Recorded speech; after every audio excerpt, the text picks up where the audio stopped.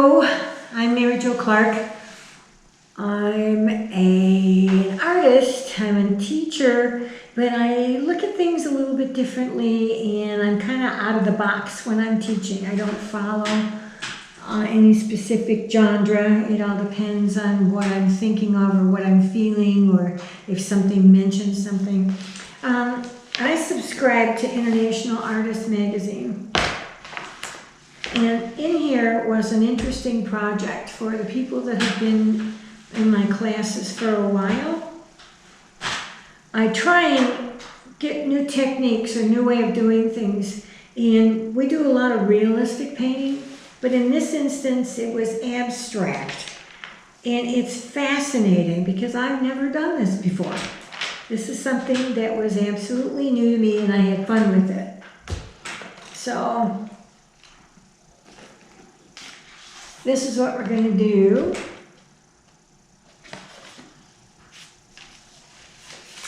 This is abstract flowers. The one that they showed was blue daylilies, and I chose some off the wall colors. But this is blue, and then somebody did it in orange. So it doesn't matter what colors you choose. Choose something that you really, really love. Something that speaks to you. It doesn't have to be your decor. Let it be what you're feeling for that day. Art is all about emotion. And you're a lot healthier when you can let those emotions out. So in this instance, they picked two different colors. Here, I did purple and orange on this one, just because somebody told me once, you never put purple with orange. So the first thing I grabbed was purple and orange. In this particular picture, they have an umber and blue.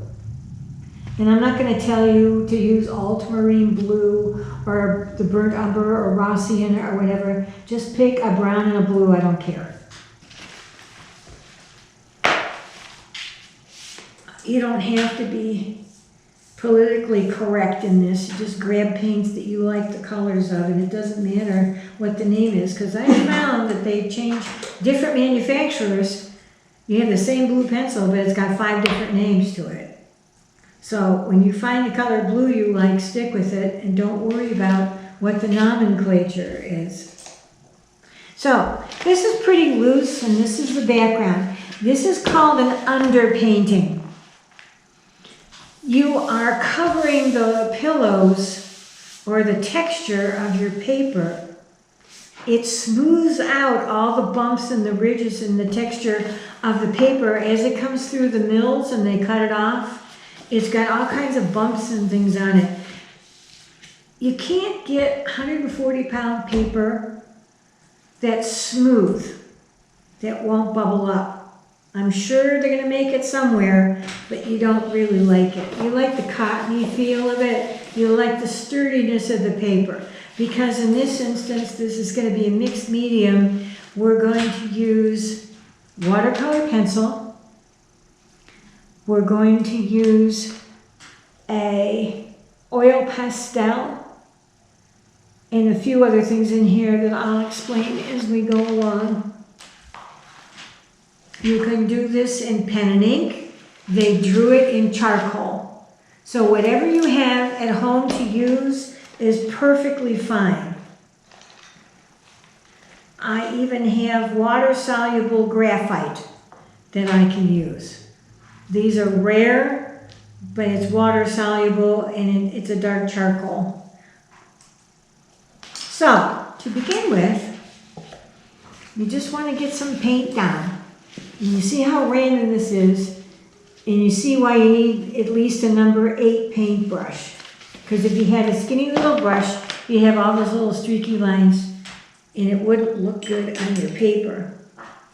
So, remember, the way I do things is I get my paint down by spritzing. You can put it down any other way you want to, but this is my technique, and this is what I teach and what I have fun with.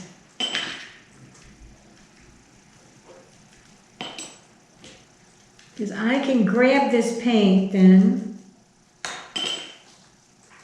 and I can pull it down with water.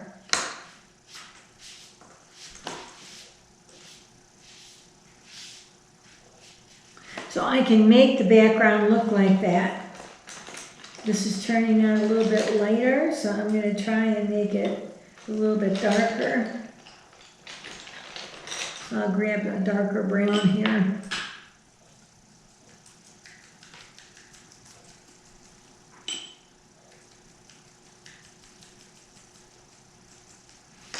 But you notice when I put the paint down, I'm not scrubbing it. I'm only going in one area and I'm grabbing water in between, and it looks like the watery display that's in the book.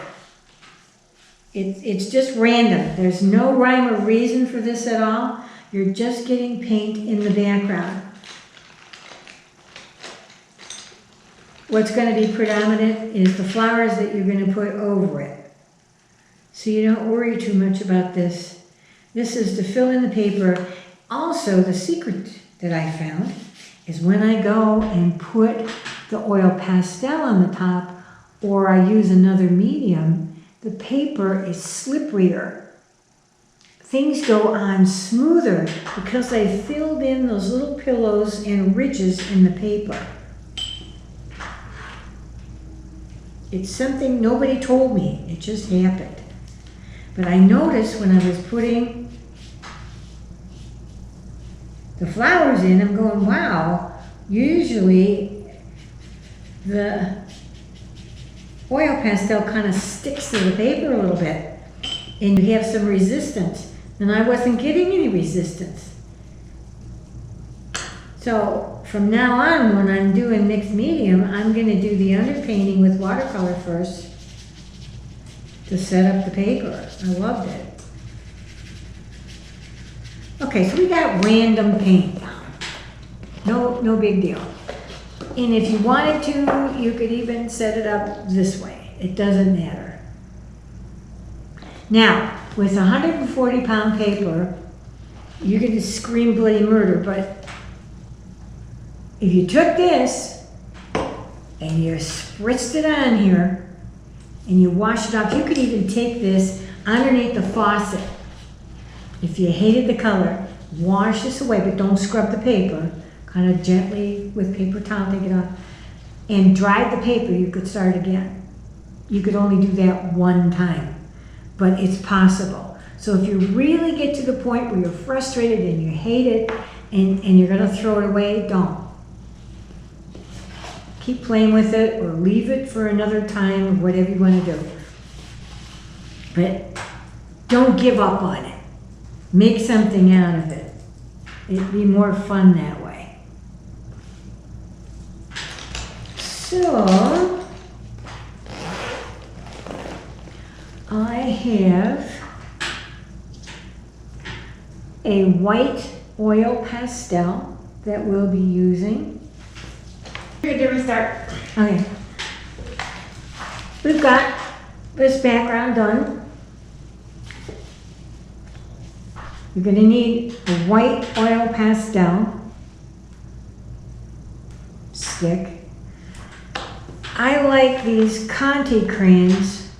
It's a clay with a pigment base, or you could use a piece of charcoal. When you look at the drawing on here, the background is done with the charcoal. It's unique, it really is, but you'll see, it frees up your mind a little bit. So I'm just going to do some flowers here. No rhyme or reason to it for this. I mean, you can do whatever.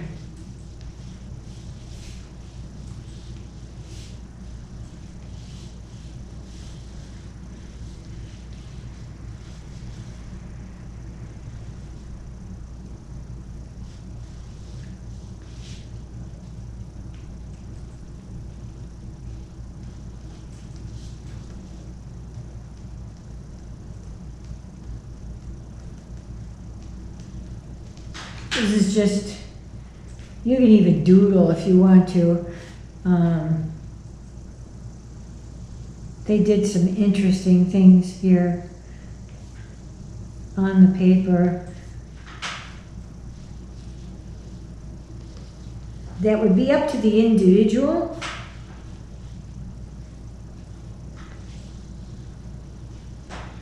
Because it's the mood that you're in. You're not going to do the same piece when you're in a bad mood as you do when you're in a good mood. So here I just sketched out just something silly, just the flower thing.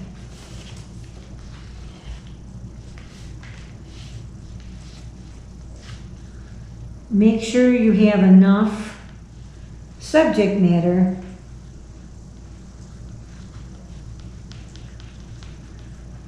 that you can fill the page, pretty much.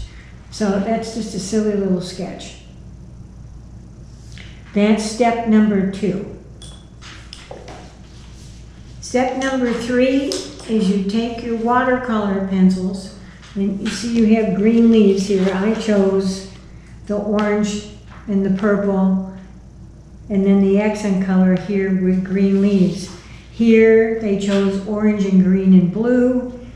Here was like a copper color, yellow and blue. You can do any of those colors that you really, really like. I'm stuck with green for my leaves. Now, you want a very dark color. So with these watercolor pencils in this instance,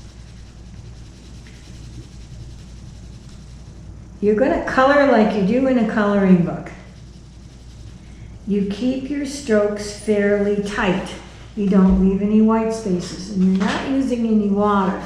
You're using these as colored pencils. You've used these as the paint, like you would watercolor paint already in the background. This is another way to use these pencils. And because I have paint on the paper, you'll feel the velvety texture when you're putting the paint on the surface from the pencil. And if you kind of use little oval strokes instead of straight up and down, it goes on the paper really smooth.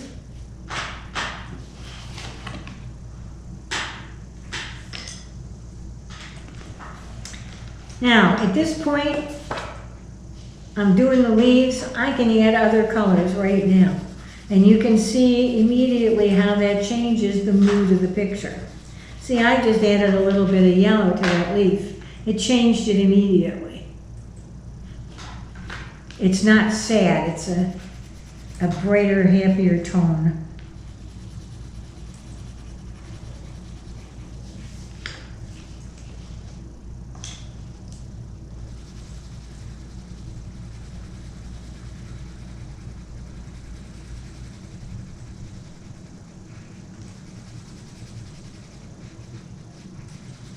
Now, see, I got down here and this leaf is too dark and I don't like it.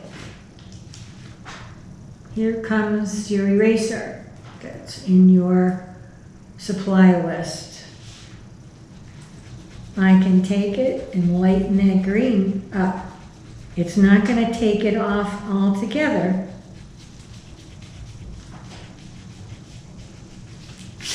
But see how much it lightened it up? Took half of the paint off. Then I can add another color if I want. If I wanted a brown leaf or any other color, I'm sticking with green because that's the palettes I've chosen. But I wanted to show you in particular how to fix a so-called mistake. Now you notice I'm not using water. If I use water on this, I wouldn't be able to fix it. So you have to restrain yourself a little bit from your urges.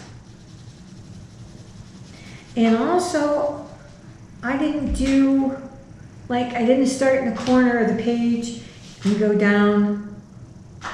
I'm starting like my leaves first, I could start my flowers first. Don't try and do too much. Don't try and do the whole page at one time. This way here, if you get a telephone call, you can stop. And when you come back, your colors won't change that much. And if they do, you can blend them. When you're in a mood, your colors change. It's just like with knitting, crocheting, or any project. Your pressure changes. Your strokes change. Your color preferences change. But with this being dry,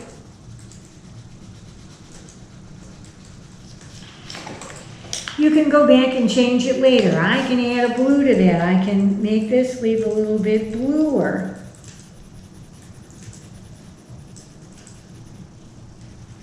If I'm in a blue mood.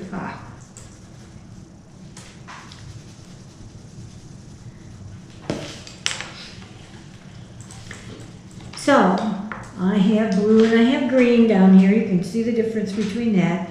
Now, if I wanted to add a highlight, I could add a yellow to it.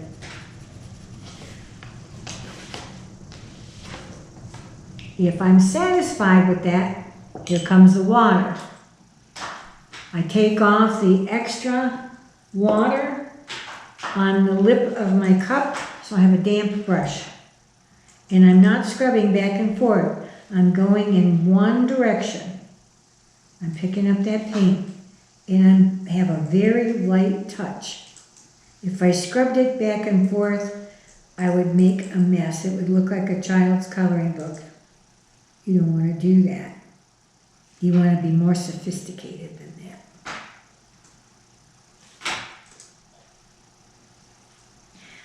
If I want it lighter, I add water, and I don't scrub it with a paper towel. I take my brush and I kind of wick it off, and see how that light comes right. You got a highlight in there. You're actually wicking the paint off. It goes back onto your brush, and you use a paper towel and you take that extra paint off. So if you get something that's really dark, you can lighten it. You don't wait 3 days to do it. Don't try and do it. At least that one leaf that you messed up, do it like right now. So here, see how light I got that leaf?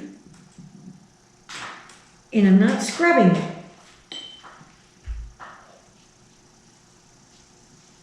In this, I have light at the end, so I don't want to pull the green up into the yellow. So I don't want to brush down, because I'll be pulling that green paint into the yellow. You want to start with the light and pull back towards the center. It'll keep the dark paint at the bottom.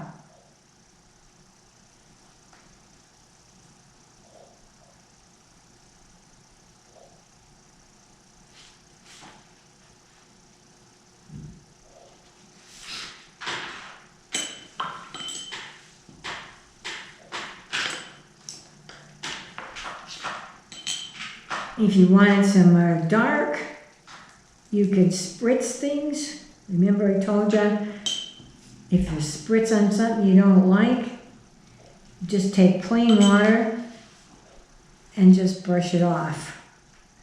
You're wicking it. That's what I call wicking.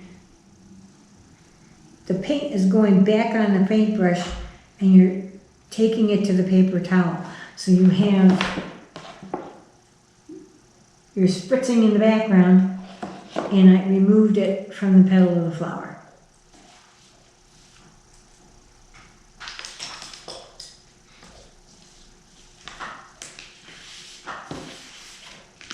So if I wanted some more abstract in here, I can take the side of this thing,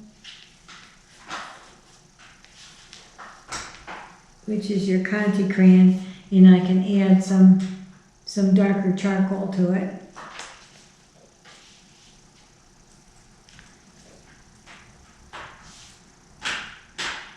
Now for you to see it, I'm gonna probably put some red in here.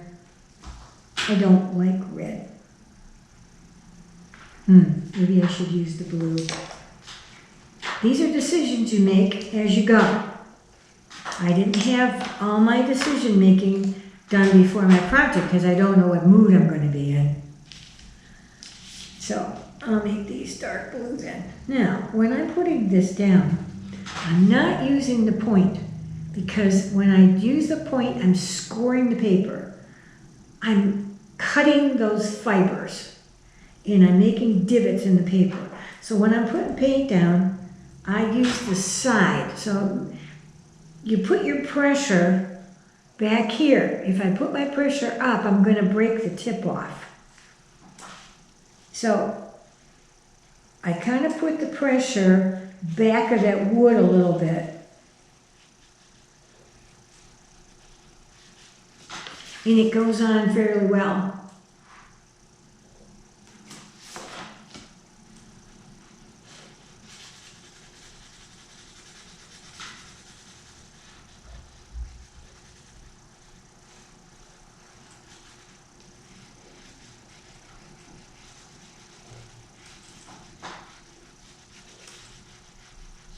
Now, when I'm putting the paint down, I'm not painting it solid because I know when I add the water, if I pull back, I'll have a lighter space there. So instead of adding a lighter tone to it, I only use the one blue, and my water will determine the darkness of the paint. So that's a painting technique. I don't have to cover, this isn't acrylic paint, I don't have to cover that entire area. I always leave some white spaces in there. And the paper will do that automatically. You can see the pillowing coming through on the paper. So, I'm going to start at the tip and I'm going to pull it forward. And I'm just dragging it very gently, but see how I'm leaving that white in the center? I just drag the water ever so slightly over that space, and it automatically lightened up. And see the dark edges then? So with watercolor, you don't have to cover every piece of paper, every little spot on your paper. The water works wonders for you. I don't have a heavy touch. I have a very light touch. You don't have to put a lot of pressure on this brush. You're not painting a house. You're just painting this paper. And it's all delicate. And you'll get more texture if you just let the paintbrush do the work.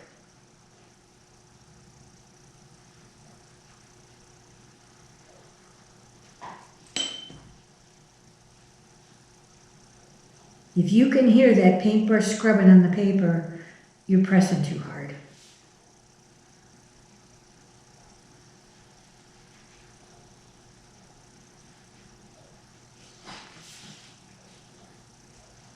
So you've got blue.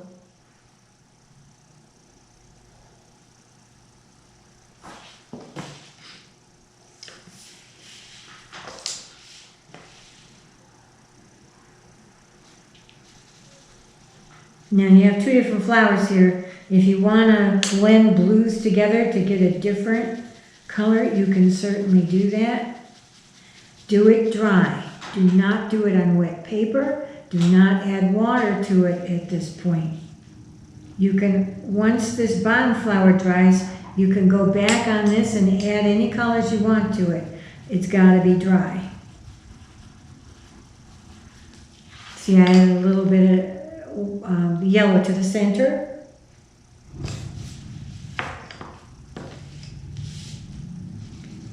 Believe me, I have made the mistakes. I have walked through fire with these things. So things I'm passing on to you, the techniques and whatever, are my stumbling blocks that I had trouble with. It didn't come with an instruction book. You just pick them up and play, and that's what I'd like you to do with these. You're going to find all different kinds of ways of using these. The instructions that I give you are not written in stone. It's just a way to get started. You're going to find all kinds of ways to use these watercolor pencils. But the main thing is you're in control. If you sprain your wrist, you can use the other hand. It'll work just as well. You don't have to control it. You can get the paint on the paper. If you broke your arm, you could even use your teeth and put it down. Now I'm right-handed. Here I am with the left hand, and I'm putting this paint down. If you had a paintbrush with the watercolor, it starts to flow all over the place. You're not in control. This is more controllable, is how I picked it up. I was an activities professional for a while in the nursing homes, and I worked with people with disabilities. And this is how I came up with some of the techniques that I use and why I started into the watercolor pencils as heavily as I did. And I didn't go back to standard painting after I started this, because this lets you do so many things. You can use the salt, you can use the alcohol, you can use gum arabic, the same as you do with watercolor pencils. That's another day. That's another lesson, all the special effects. But here we have the background. This is what I wanted to show you in particular. This color goes right over it. So you don't worry about having a little bit of that brown in it. It'll enhance the flower. And your background was not dark. It's very, very pastel, very, very plain. We washed it out with a lot of water. So you don't have to go back in and go between the flowers and try and get the background in. A lot of times it's easier to put the background in first. Now when you do this at home, you can do it any way you're comfortable.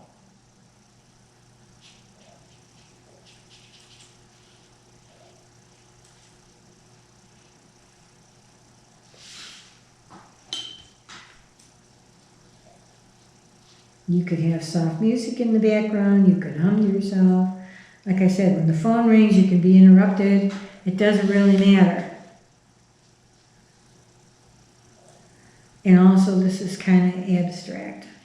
I'm not really an abstract artist, so mine is going to look a little bit more realistic than the rendering in the book. But you'll see when I get to the end,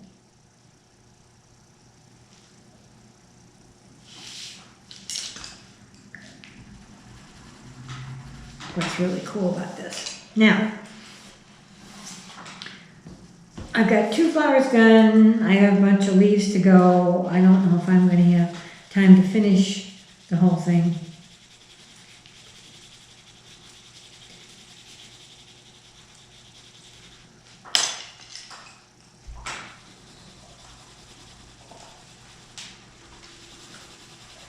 But there's one last thing I need to show you, and that's the highlights.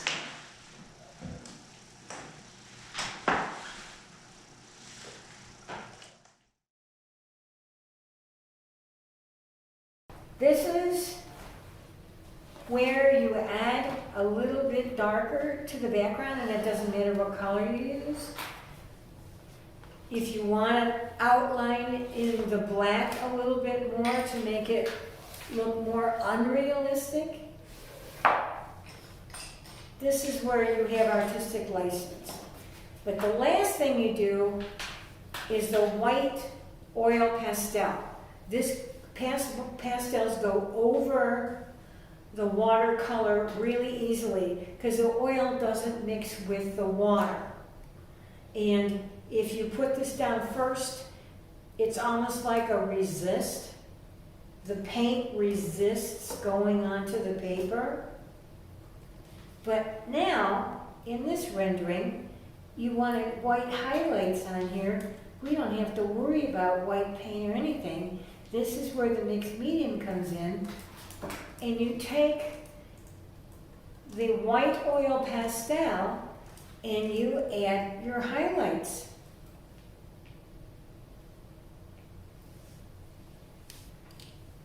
This is the coolest thing I've seen.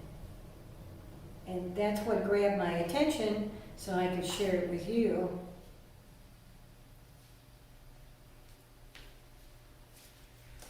But that's the end of it, and I think that's kind of neat.